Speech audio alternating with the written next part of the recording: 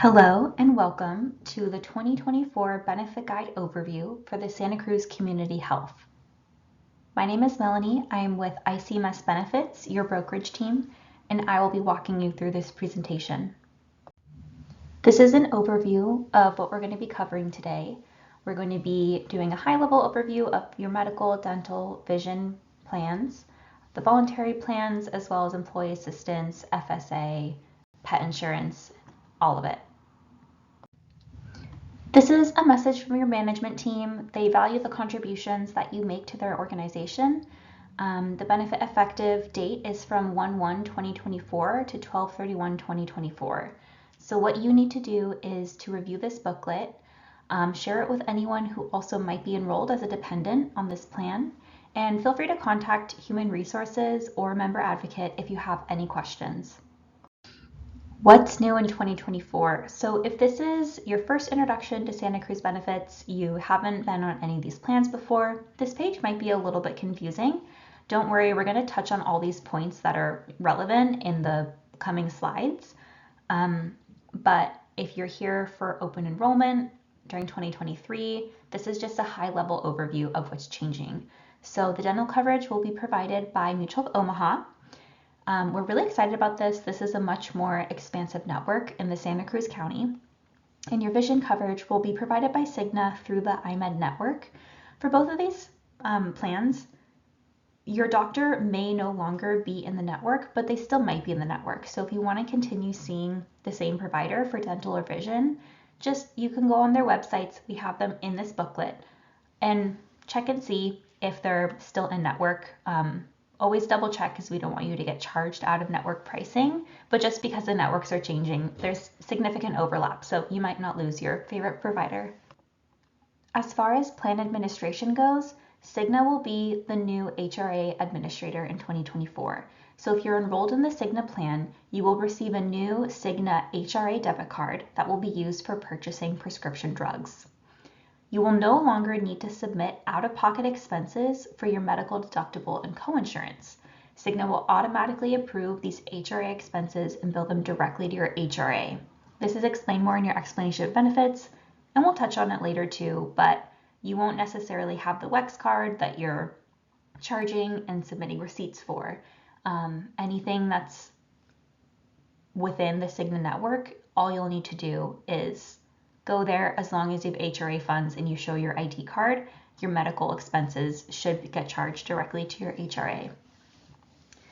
On that note, BRMS's services will be discontinued as of 12/31/2023, so please begin the claims processing and reimbursements process as early as you can.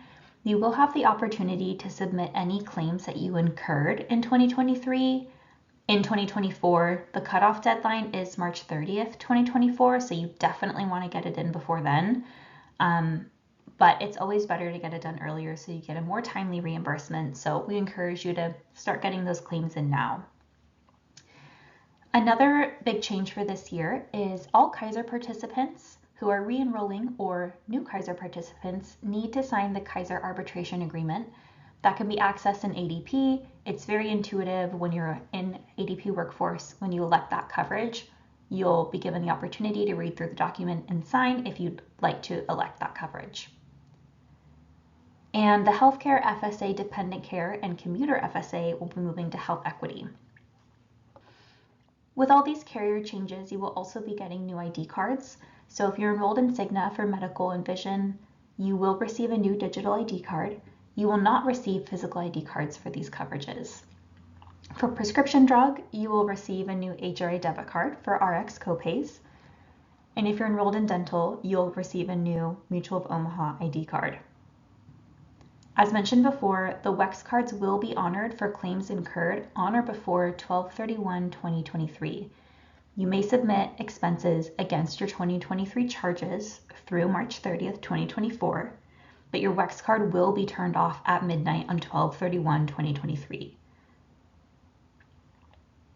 And then for HRA funding, funding will now be calculated on a quarterly prorated rate. The table below outlines the funds available for the quarter in which your benefits become effective.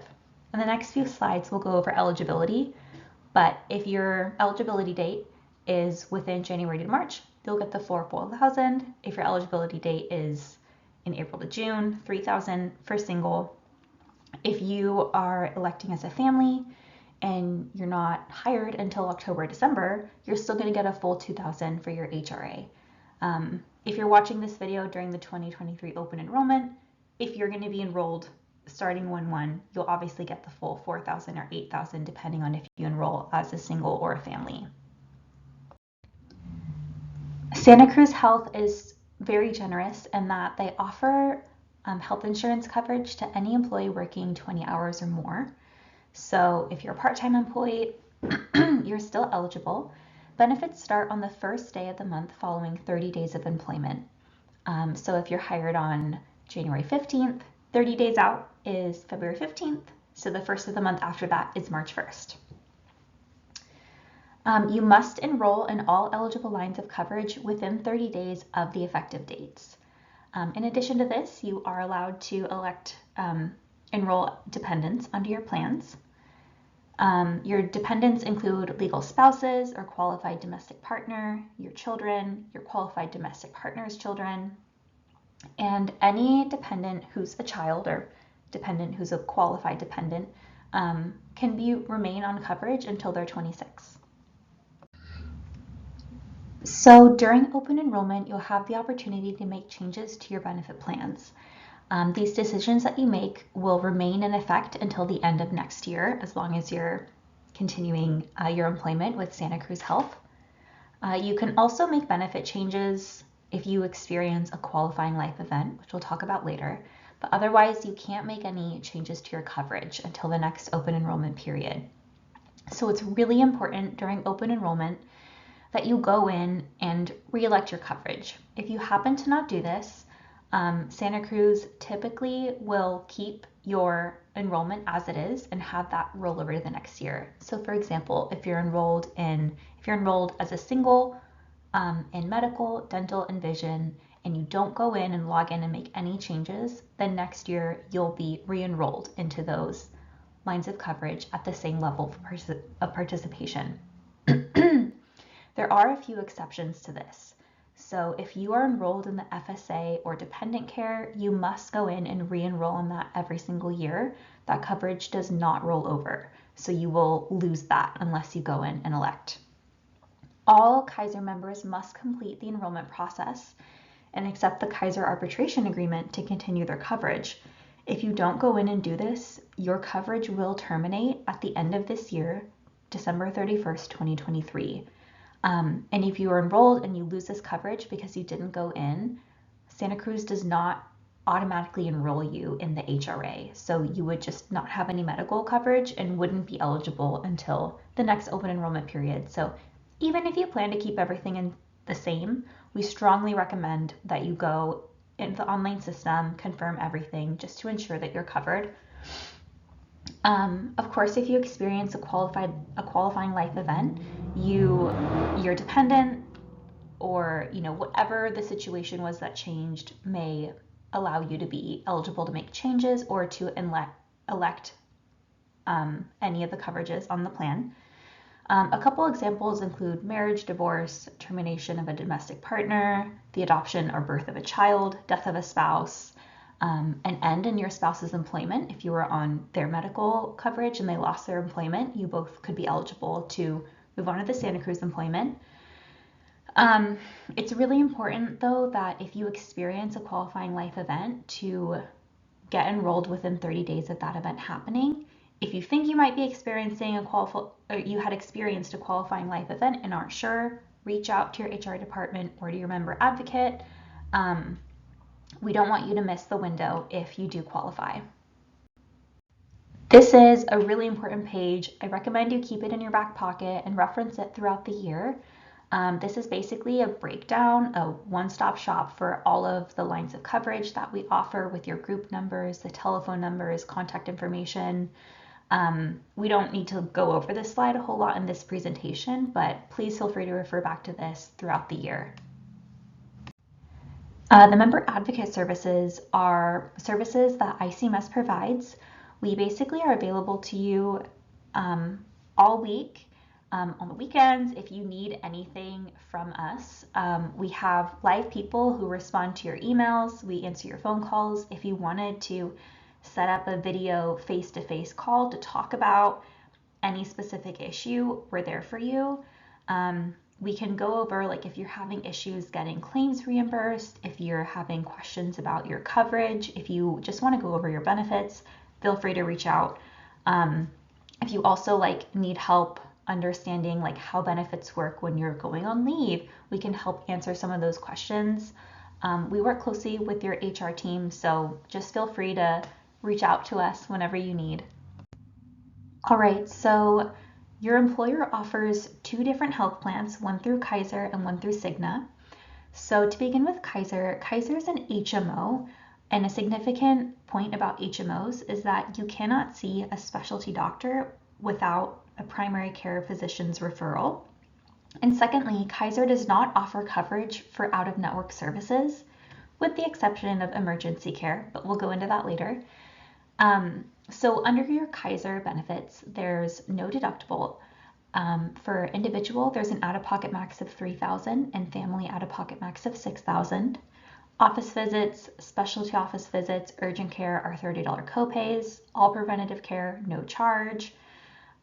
It's important to note that chiropractic services are not offered under the Kaiser coverage, but acupuncture visits, again, this is considered a specialty visit, so you would need a physician's referral for acupuncture, but those are covered at a $30 copay.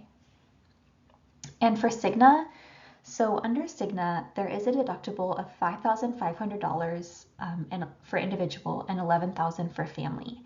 You can see those asterisks there, though. If you look at the bottom, Santa Cruz generously offers the first $4,000 for a single and the first $8,000 to be paid for by your employer. So that means that the first, if you were an individual elected onto Cigna, you would only be responsible for $1,500 of that deductible. And for the family, with the $11,000 deductible, you'd only be responsible for that remaining $3,000. There is a max of $13,000 and $6,650 for family and single respectively, but this makes this a very rich benefit. For the rest of the Cigna coverages, preventative care is covered at no charge, whether in-network or out-of-network. There's no charge for preventative care in-network, and it's not covered out-of-network. So you definitely want to make sure that your primary care physician is an in-network Cigna provider. Other than that, office visits, specialty visits, urgent care, everything in-network is covered at 20%, and out-of-network is covered at 50%.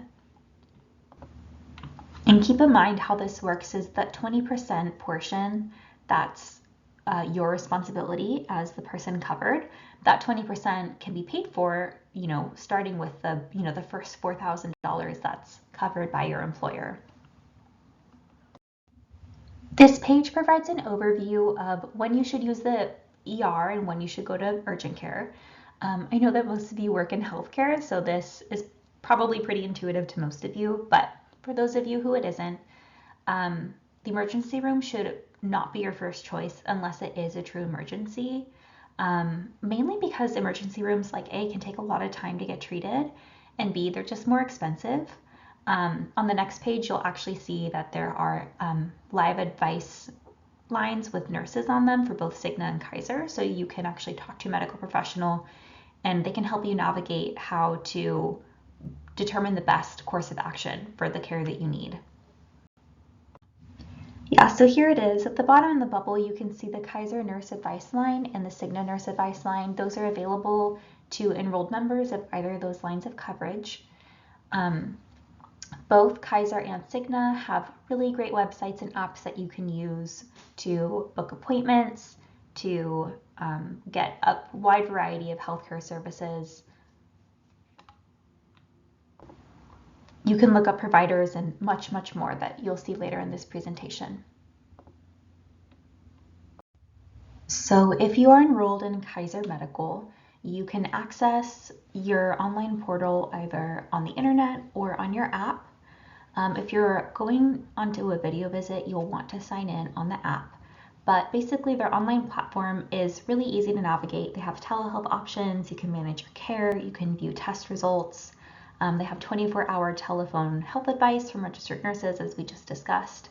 You can email your doctor's office and so much more. They have a very comprehensive online platform. So you have the opportunity to choose whatever doctor you want for your primary care physician, as long as they're within the Kaiser network. And they also have the opportunity for you to get same-day appointments, which is really nice, so that you can actually go in and have your visit be charged as an office visit rather than an urgent care or emergency services. If you're able to wait, if it's not so pressing that you need care immediately, you can utilize this option. Because Cigna covers medical expenses at 50% out of network and 20% in network, it's a lot more flexible for members because Kaiser doesn't cover anything out of network. So you're free to see any physician within their network. Again, as mentioned before, if you want to see a specialist under Cigna, you can find that specialist on your own. You don't need a referral from your doctor to be able to see them, which is a big benefit. So Cigna One is a representative-based benefit.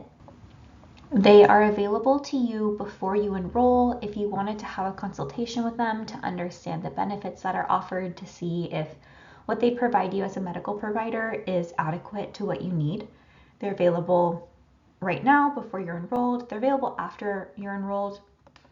If you're looking for advice, if you want to find the right hospitals or care providers, if you need to understand your bills, this is a really great service that can help you out if you ever need it. As was mentioned before, your ID cards through Cigna will be virtual, so it'll be a lot harder to lose them. Even if you lose your phone, you can always log in on a generic browser and you can access your ID card. Cigna also has an app and a website similar to Kaiser. On their website or app, you can view your care, you can email your doctors, you can connect your Apple Wallet if you wanted to pay for your services that way for any like co-insurances once you've exhausted your HRA funds. Both Kaiser and Cigna have very comprehensive online options to accessing your care. This is just further information on the Cigna website. There are more things that you can do. You can print your ID card if you want. There's an online chat feature. There's a lot. It's again, I've said this so many times already, but it's a very comprehensive site. Like Kaiser, Cigna also has virtual care options. You may consider this for your primary care visits. You can do a virtual urgent care. You can do behavioral care and dermatology.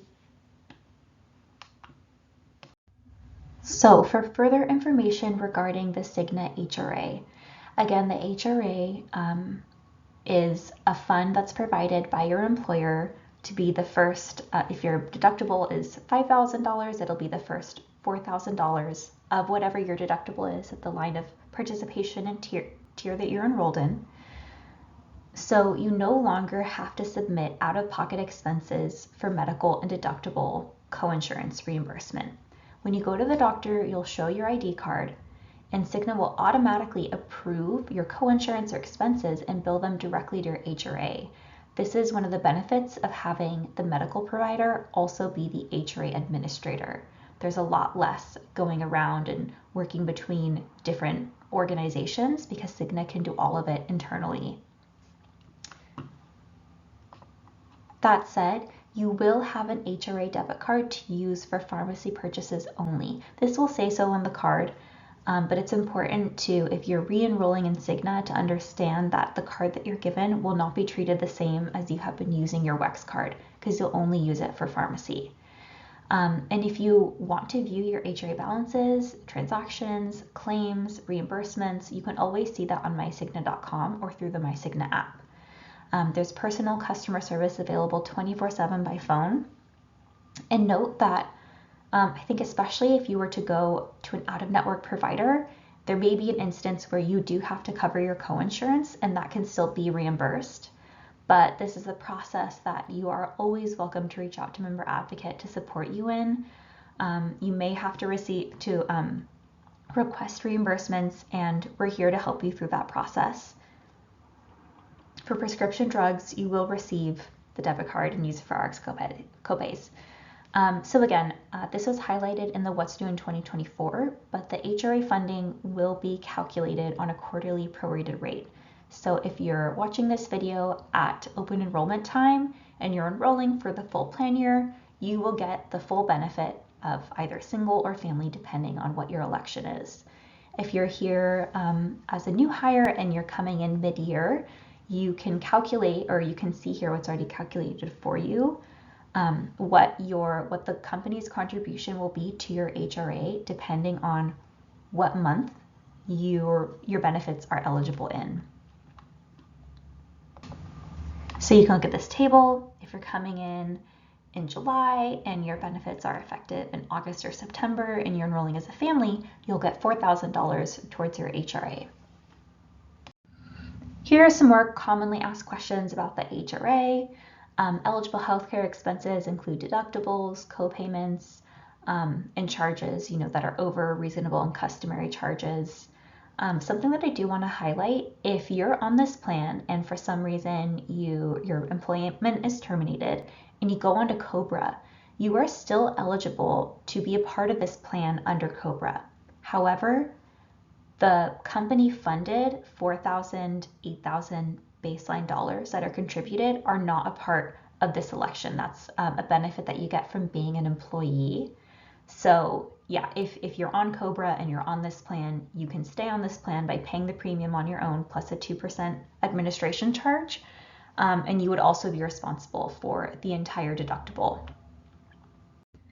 Let's talk about dental. So under the dental plan, there's a $2,000 calendar year maximum.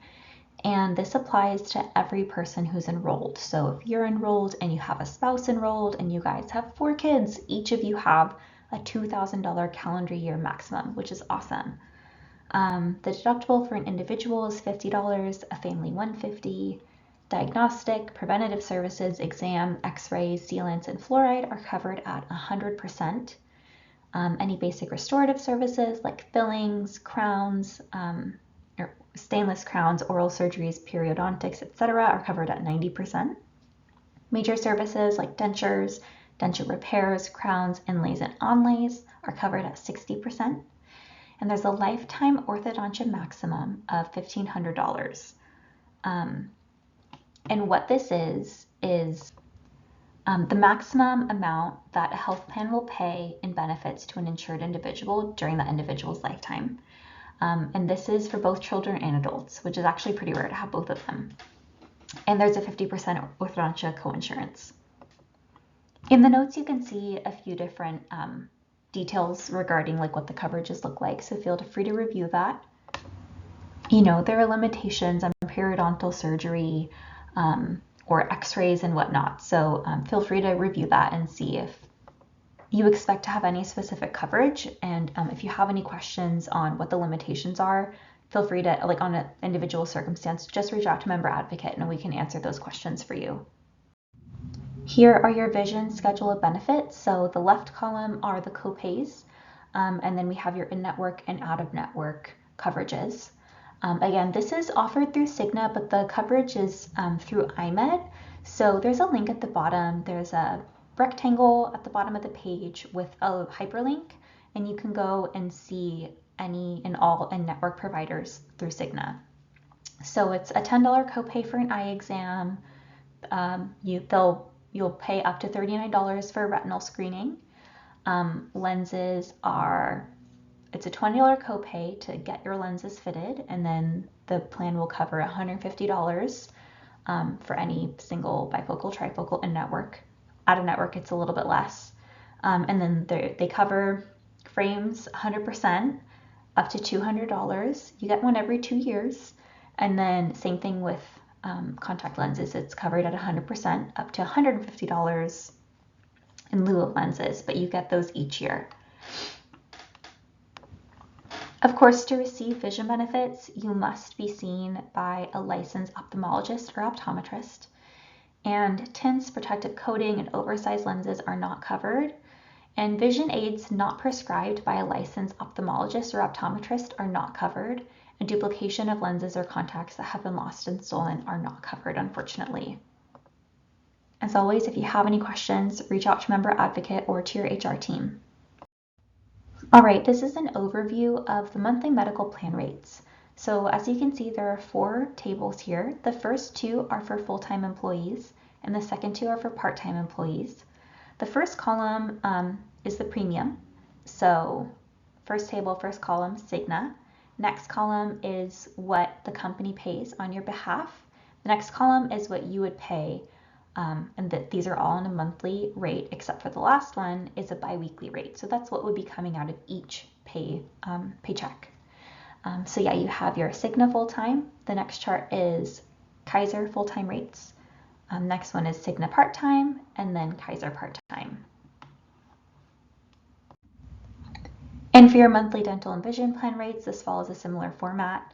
The top chart is your dental premium with the rates, and then the second chart is your Cigna with the rates. As you can see, dental and vision are both covered at no cost to the employees. All right, so life insurance. This is kind of a morbid topic to talk about, but it's worth the conversation.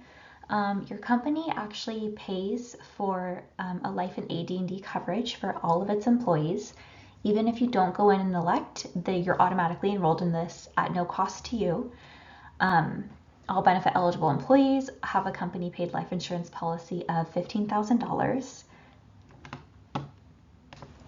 And in addition to that, there's also an accidental death and dismemberment, which covers an employee at the equal amount that life is covered in the event of an accidental death or dismemberment. If you're paralyzed, if there's an accident, you'll receive the same amount, or if you ended up passing, your beneficiary would receive the same amount. So even if you're not electing in benefits, if you're choosing to opt out, we strongly recommend that you would go into the website and at least determine a beneficiary to receive these benefits that you automatically get just in case something happens. If that wasn't enough for you, you also have the opportunity to enroll in a voluntary life and AD&D plan and get additional coverage on top of what the company pays for on your behalf. And just so you know, life insurance policies, the amount that gets paid out can go to anything. People can use the money however they'd like. You typically want to make sure that it could cover funeral expenses, childcare, your mortgage or rent or daily living expenses, paying off debt, college funding. There's a lot of factors to consider, and on the next page they actually have a calculator that you can use. You can also find them online, but it kind of gives you an idea of how much you might want to provide after your passing, should it happen. Okay, the calculator is on the next page, but this is giving you a breakdown of what your options are in regard to voluntary life and AD&D. So you can purchase additional coverage in increments of $10,000. If you're electing for the first time, you can elect up to $5,000 without submitting an evidence of insurability. However, if you do want to receive any amount beyond $50,000, you will need to provide that evidence of insurability form. This is a form required by principal just to make sure that you are eligible to be covered under this and that you don't have maybe a terminal illness that you're going to pass from next week. They just want to protect themselves. And there is a lifetime maximum of $500,000, so you wouldn't be able to cover yourself beyond that amount. And then in addition to this, you can also purchase additional coverage for your spouse or domestic partner in increments of $5,000. However, you will have to fill out the evidence of insurability form if you're trying to cover them beyond $15,000. In addition to that, if you do not enroll initially, then your spouse will be subject to an evidence of insurability when you're covering them at any amount.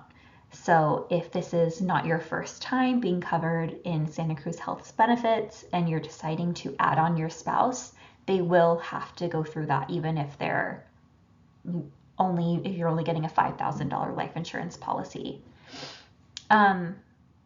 And your domestic partner's benefit is limited at the lesser of 100% of your amount of life insurance, or $150,000. And you can also purchase life insurance for a child.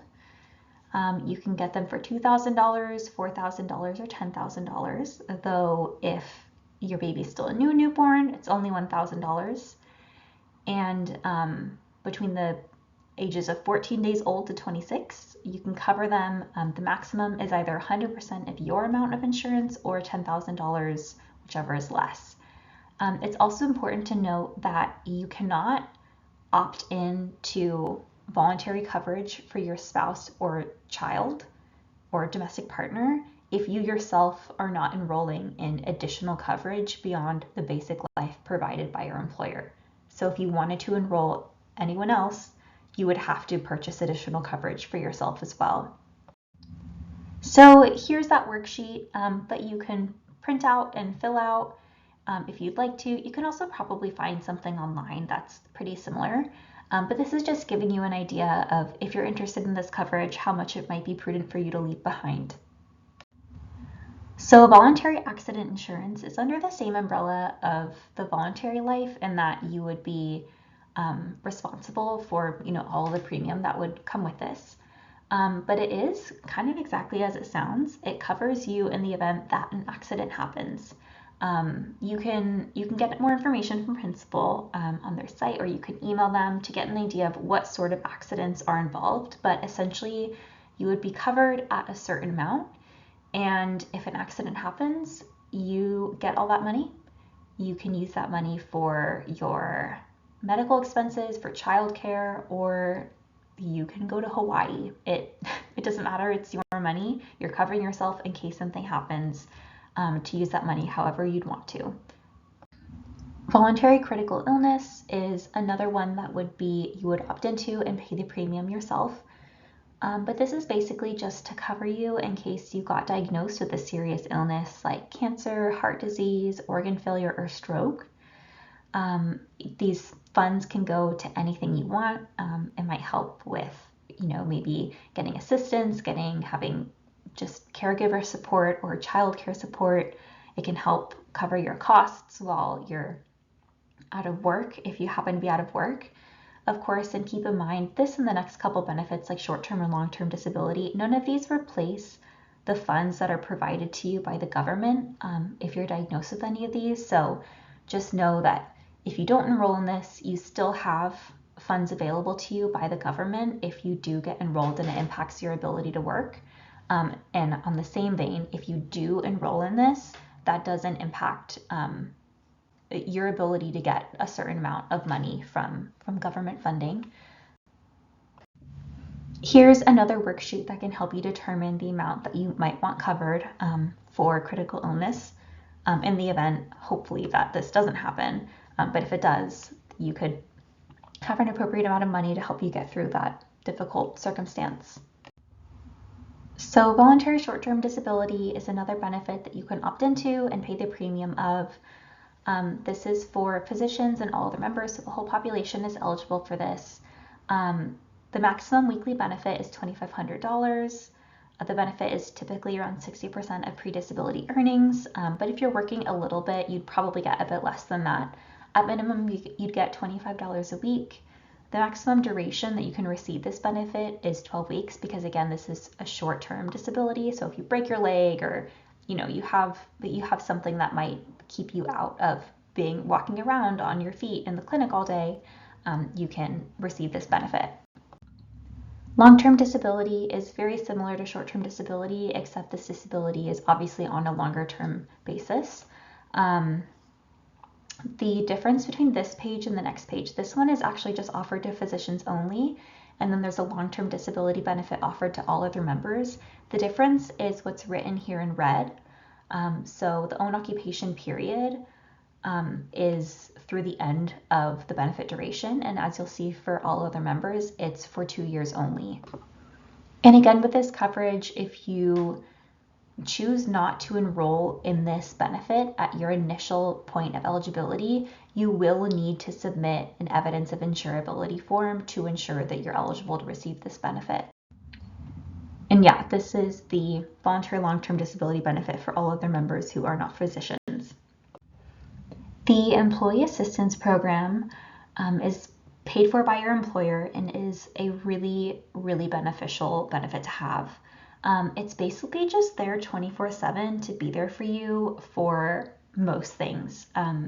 They'll help you find resources. They can help you find a variety of products and services that can be useful to you. They can help you with self-assessments to identify some issues or stress or depression or substance abuse that you're going through. They can help direct you and guide you for so many different things. Yeah, they pretty much provide like most services, or at least can direct you to services. They obviously don't provide like legal consultation or anything, but they can help you with so many different like parenting, adolescent issues, eating disorders, and relationships. So it really is an incredible benefit to utilize. It's no charge to you. And it's really important to emphasize that just because your employer is funding this, they have no connection and no involvement with any of the providers that you talk to. So anything that you talk about with anyone in this program is completely confidential. It's all between you and them. So please, we highly encourage you to utilize this resource. It's there for you whenever you need it. We all love our fur babies, so there is a pet insurance offered to you through MetLife. This can include a wide variety of coverages, including accidents and preventative care, diagnostic, hospital stays, whatnot. To get a quote, you can go to that website or call the phone number. We don't have pricing available here because your insurance is very dependent on your animal. Depends on what species they are, what breed they are, what their current condition is. So if you want to get a quote, feel free to reach out to them. FSAs, Flexible Spending Account. FSAs are a great option to save some money on your healthcare costs. This is essentially money that you earn that rather than going through taxes and you get that money on your paycheck, it gets put into an account before it's taxed. So you can use that money to pay for qualified medical, vision, pharmacy, dental expenses, all those co-pays that we talked about, those co-insurances, whatnot. That can be paid for by your FSA funds, which is your money, but it's your money that hasn't been taxed. So there are a few different FSAs that are offered. There's a healthcare FSA that goes towards your medical expenses, and then there's also a dependent care FSA that allows you to use those pre-tax funds to reimburse childcare expenses, daycare expenses. If you care for a disabled or elderly dependent, it can go towards their care as well.